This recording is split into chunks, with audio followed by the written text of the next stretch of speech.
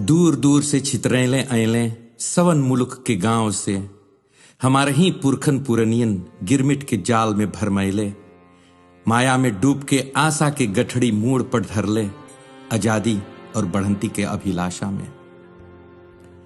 कोई काम की खोज में, कोई भूख और अकाल के डर से, और कितने जाति के फांसी के छुटकारा के लालसा में। बंधन तूर के खुद अपन इच्छा से या थोड़ा जबरदस्ती से गांव शहर के नाका में और काठी के पाले पर गए मैं।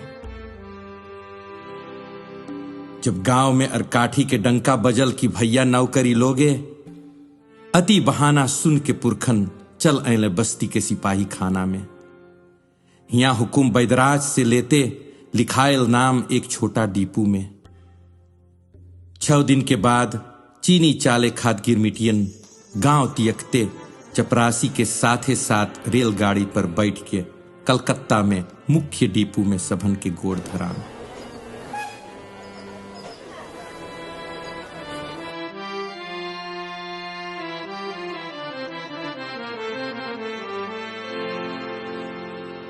कलकत्ता के हावड़ा रेलगाड़ी भवन पर ठड़ाव भइल। हिया से फिर पैदल या एक नैया में हुगली नदी के किनारे गार्डन रिच के मुख्य दीपू में पहुंचावा भइल। झोरी गठड़ी गांठी में बंधले भाषा और संस्कृति के साथ आते फिर दोबारा बैदराज के हुकुम से भइल स्नान नदिया में।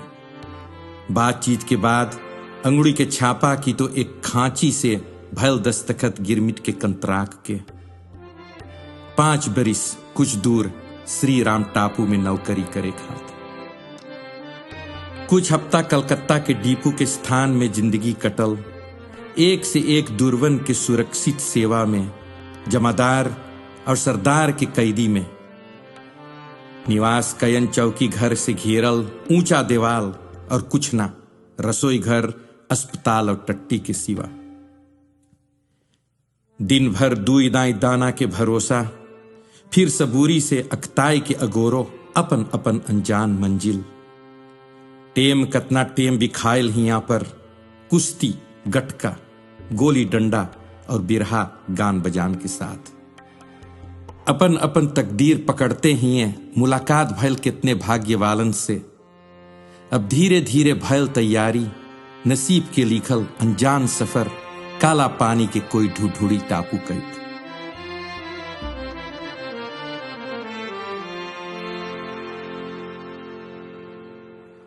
गार्डन रीच नंबर 20 के घाट से छुटल कलकत्ता से जहाज। कतने पाल जहाज से छुटले और कतने भी बाफ जहाज के साथ। मेल चढ़ते सबके मिलल एक पटिंटी अपन अपन गटई में टांगे के। यही रहा सभन के निशाना, जौन में सभन की गिरमिटिया नंबर खुरचल रहा। छुटल प्राण कयन के आंस बहते, दिल एकदम ठंडान। लहर से लहर पर छूलत जहाज पगला समुंदर के सामना करते। धीरे धीरे बिछड़ल देश पलवार, कलकत्ता के डीपू से भयल बाप दादन के देश त्याग, और यहीं से शुरू भयल सभन के नवा इतिहास।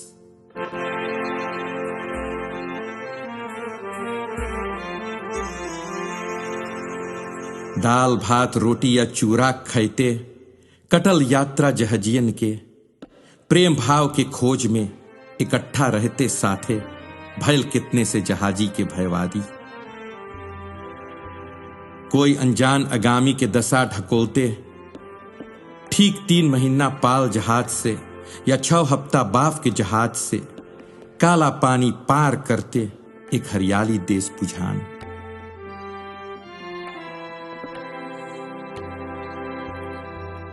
सरनाम नदी के मुहारे पहुंचते हर एक मगन में अपने के ताके, हाथ जोड़ के मांग करिल सब जल्दी धरती पर पांव धरे खात। पानी पर किला के आंगन में भयल हर एक के निरीक्षण। तब छोटा बोट पर खेवत खेवत मरीन त्राप के घाट पहुंचावा भयल। यहीं से तुरंते कूली डीपू में भयल परनासी के मंझा के अगोरावा। 1-2 हफ्ता यहीं ठहरले, मिलल सबके एक प्रमाण लिफरत के नाम से। और फिर निकलने सभन परनासी की ओर अपन अपन गिरमिट काटे।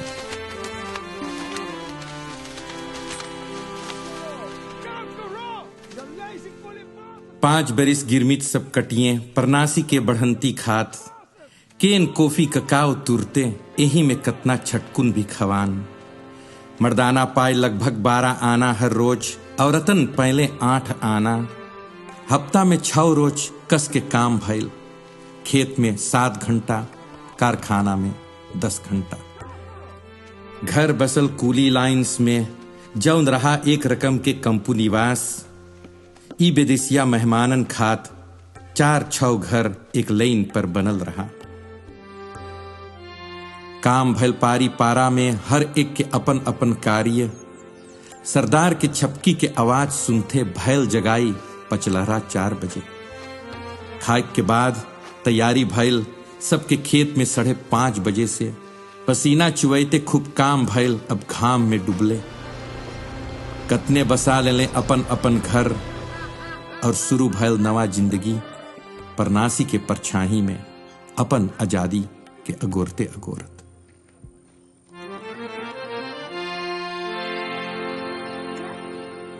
आज देखते देखते 150 बरिस नकचाद भी है। कतने औलाद हमार पुरखन पुरनियन के संतान अब चित्रान है दुई देश के हर एक कोना में। कोई रहे सरनाम देश में और कोई बसल है होलंत में। बंधन तूरे झुक के ताकल जात है अपन अपन बीतल कहानी की। सिर्फ मजहब और संस्कृति के एक पातर डोड़ा में बांधल। कैसे है आगामी, कौन भविष्य? एकर उत्तर दलदल में धसल है, मटियारा के फंडा में पड़ल।